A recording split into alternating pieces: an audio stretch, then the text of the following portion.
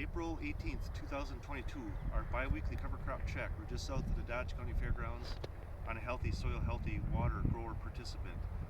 We're at our flags where we usually stand at. Weather-wise, it's been very cool. We had snow again last night, snow again this morning. It's 36 degrees. We just really haven't had any very warm days yet since 2 weeks ago, since we shot last video. Time frame, we're on week 45 with the first cover crop, which is clover, and that's the only cover crop that we got that's going to be alive. And the second cover crop is 25 weeks, which is rye, and we're at 4.5 inches tall, something like that.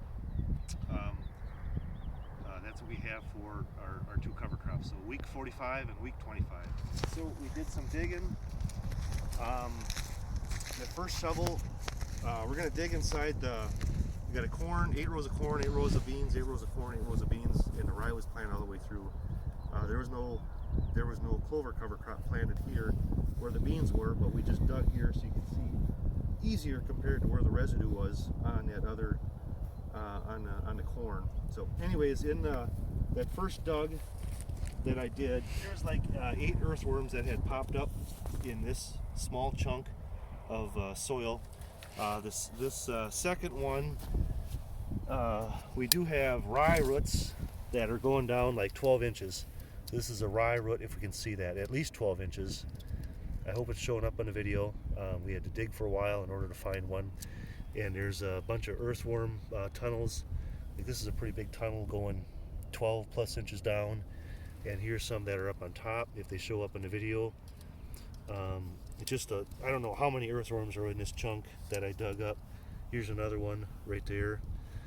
We'll go back to that clover cover crop. So the plant that I dug up, this plant does have some nodules in there, so there would be some nitrogen that would be coming back to the soil. Although this crop this year, it's going to get all planted to soybeans, but there's some nodules that did create some nitrogen that's going back into the soil.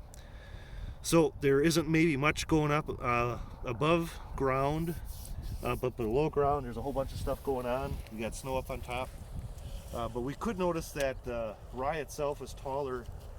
We had a lot more growth on the rye compared to what we had 2 weeks ago.